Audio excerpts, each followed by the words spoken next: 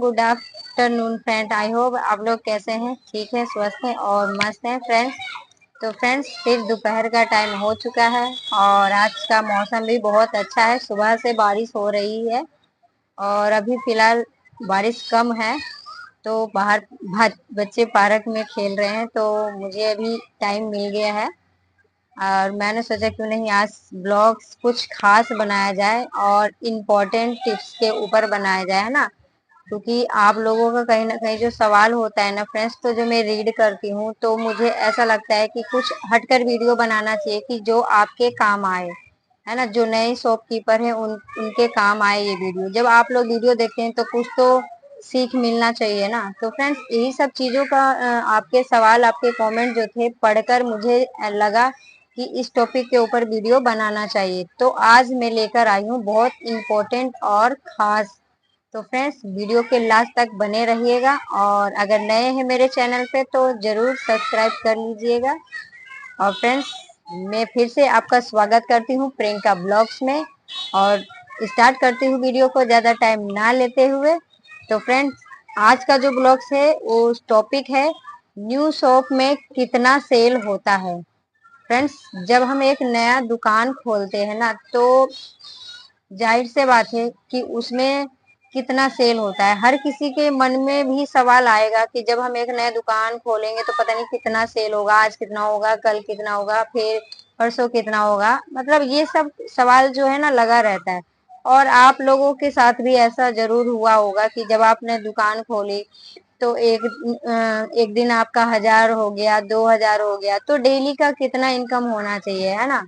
ये बहुत important question है और सवाल है, सॉरी सवाल है फ्रेंड। तो डेली का इनकम कितना होना चाहिए, जैसे 1000 है, 2000, 3000, 4000, लास्ट 5000, है ना। तो हमारे शॉप में कितना सेल होना चाहिए जब एक नया दुकान हम खोलते हैं। तो आज मैं इसी को पूरा इस वीडियो में कवर करूंगी और कोशिश करूंगी आपको अच्छे तरीके से समझाने की कि आखिर एक जब नया दुकान हम खोलते हैं तो कितने तक सेल होना चाहिए और जरूरी कितना है ना, कम से कम कितना है। एक तो हाई एस्ट लेवल पे तो हम जाते हैं ना तो 4000, 5000 डेली का सेल होना चाहिए, है ना। तो ये जो डेली का सेल आखिर 4-5 हजार अगर होना चाहिए तो ये कुछ ना कुछ हमारे ऊपर भी डिपेंड करता है कि हमने जो शॉप खोला है उसमें हमने कितना इन्वेस्ट किया है ना। सबसे पहला सवाल हम पर भी तो आता है ना, लागू होता है कि हमने जब अपना दुकान खोला तो हमने अपनी दुकान में कितना इन्वेस्ट किया है। उसके ऊपर ही तो हम निकाल पाएंगे ना कि हमारी शॉप में कैसा सेल हो रहा है। तो फ्रेंड्स आ जाते हैं सबसे पहले हम पॉइंट पे कि आपने जो अपने शॉप पे इन्वेस्ट तो किया, पर आपने जो फर्नीचर का है और ग्लास वगैरह जो आपने जो भी लगाया है काउंटर को लेकर, उसका मैं कभी आपसे बात नहीं करती। आपको उसको साइड में रखना है ना, अलग रखना है। आपने कितना इन्वेस्ट किया, आपने मटेरियल कितना मतलब भरा है अपने शॉप में, रखा है कितने तक का।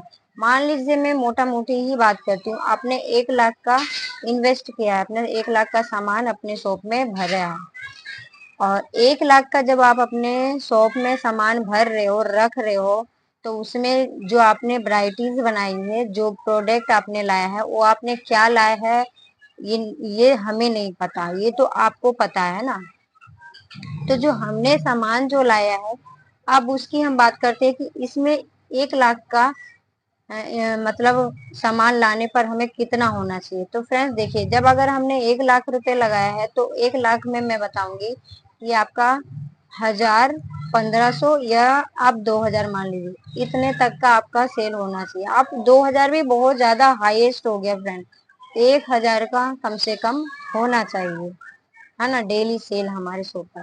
क्योंकि फ्रेंड्स देखिए, जब नया शॉप हम खोलते हैं ना तो शुरुआती दिनों में हमारे कस्टमर तो बनते हैं, आते भी हैं, ऐसा नहीं है कि नहीं आते। जब हम नया दुकान खोलते हैं तो कस्टमर आते हैं।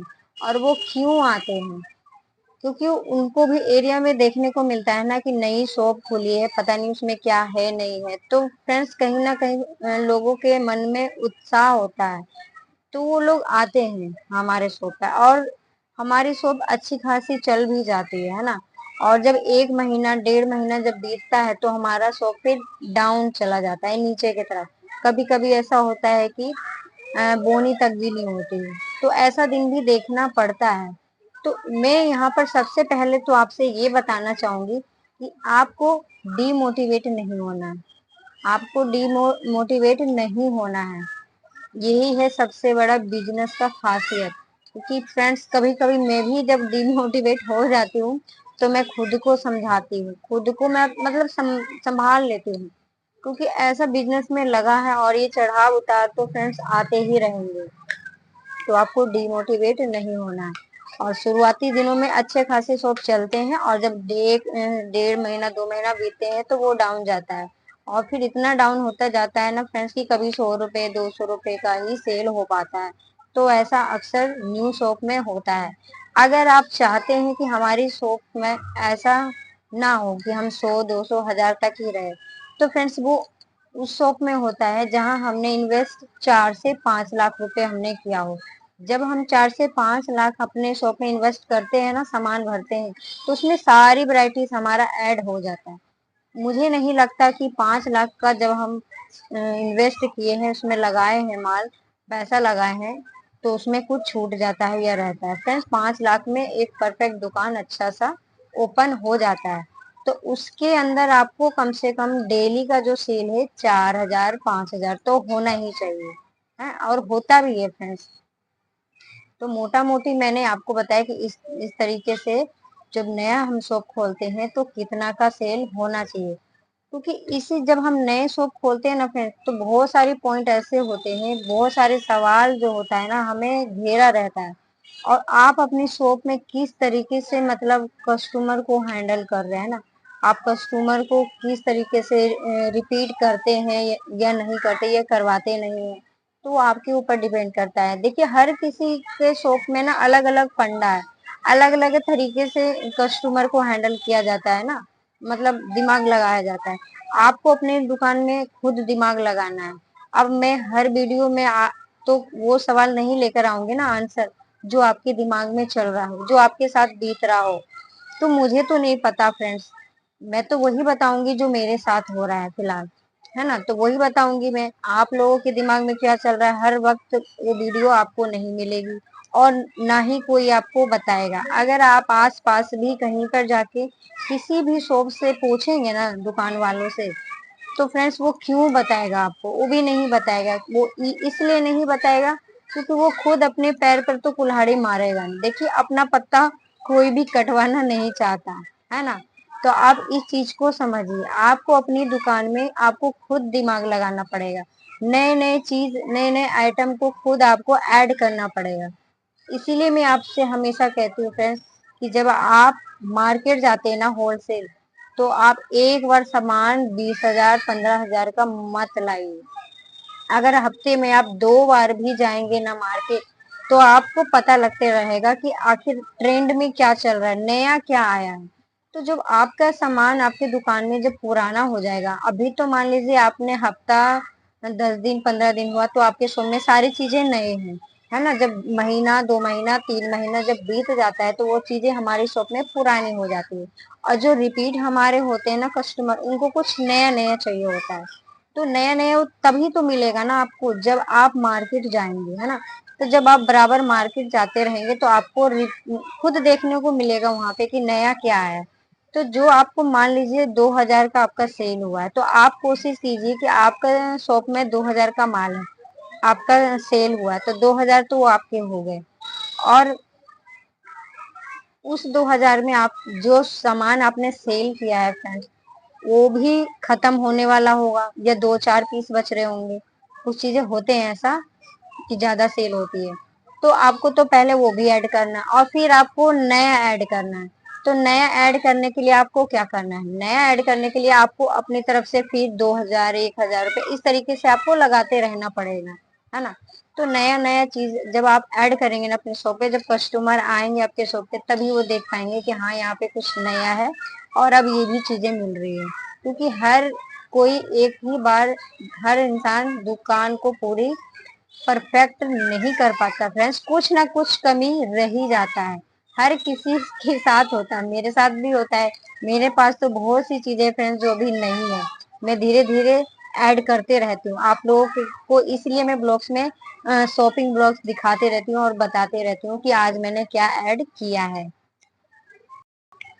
तो फ्रेंड्स, जब नया दुकान खुलता है ना, कहीं पर भी हो, या फिर कोई गली में या चौराहे पर या मार्केटिंग एरिया हो, कहीं पर भी जब एक नया शॉप खुलता है तो वो अच्छा खासा ग्रो करता है और चलता भी है।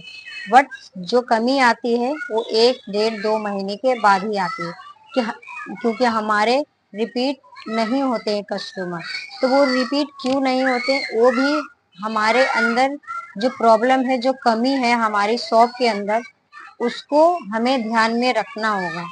आपको दिमाग दौड़ाना होगा, चलाना होगा खुद, कि हमारी शॉप पर क्या नहीं, हमें क्या लाना चाहिए और क्या रखना चाहिए, है ना। तो स्टार्टिंग में तो आपको मैंने हमेशा बताया है कि आपको रेगुलर वाली चीजें तो रखनी ही रखनी है। उसके बाद आपको कुछ नया आइटम, फैंसी चीजें हो गए जैसे, मतलब कुछ भी नया नया आइटम आपको धीरे धीरे ऐड करते रहना है, ताकि आपका दुकान भी देखने में अच्छा लगेगा फिर, और भरा भरा भी लगेगा। तो कस्टमर खुद ही रिपीट होंगे। और जो कस्टमर को कुछ ना कुछ मतलब बेनिफिट आप देते रहिए। आप उनको आते हैं तो उनको बताते रहिए कि हाँ अब हमारे शॉप पर ये नया आ गया है। उनको दिखाइए, उनको बताइए, रेट उनको थोड़ा मतलब उस हिसाब से दीजिए स्टार्टिंग में, जहां तक चल सके, है ना। एकदम से कमाने की आप कोशिश मत कीजिए, तभी आपका दुकान अच्छे से ग्रो कर पाएगा और आप भी बिजनेस में आगे बढ़ पाएंगे। क्योंकि फ्रेंड्स देखिए, हर इंसान का सपना होता है कि हम एक छोटी सी दुकान खोलकर हम बड़ा करने की कोशिश करते हैं ना, हर किसी का सपना है। तो मैं चाहती हूँ फ्रेंड्स कि आप लोग भी बड़ा सपना अगर देखे हैं तो उसे पूरा कीजिए, है ना। पूरा करना बहुत जरूरी है, तभी आपको अपने ऊपर विश्वास होगा, अपने ऊपर भरोसा होगा कि हाँ हम भी लाइफ में कुछ किए हैं। तो फ्रेंड्स, मेरी जो ये ब्लॉग्स बनाने का, वीडियो का जो माध्यम है, मैं यही चाहती हूँ कि मेरी जो भी सिस्टर है, मेरे भाई हैं, मेरी बहन जो भी हैं, जो घर से भी अगर कुछ कर रहे हैं ना फ्रेंड्स, तो आप ये गलती मत कीजिए। घर से दुकान खोलने का मतलब ये नहीं होता है कि लापरवाही करें या फिर आप डीमोटिवेट होकर दुकान बंद कर दीजिए। तो ऐसा नहीं होना चाहिए। और मैं ये कमेंट में किसी की भी नहीं सुनना चाहती, किसी का कमेंट में कि ऐसा आए कि मैम सॉरी या दीदी कि हमने दुकान बंद कर दिया। तो ऐसा आपको नहीं करना है, आपको पूरी मेहनत करनी है। और मेहनत के आगे सब कुछ है फ्रेंड्स। जब तक आप मेहनत नहीं करिएगा, ग्रो नहीं कर पाएंगे, है ना। तो आप हमसे सीखिए, हम आपसे सीखेंगे फ्रेंड्स, ऐसा ही होता है ना। अगर हम वीडियो बना रहे हैं तो आप हमारी वीडियो देख रहे हैं तो कुछ ना कुछ आपको टिप्स मिलेगा। हम भी वीडियो बनाते हैं, हम भी काम कर रहे हैं, ऐसा नहीं है कि हम किसी की वीडियो नहीं देखते फ्रेंड्स, हम भी देखते हैं, हम भी आप सबकी वीडियो देखते हैं।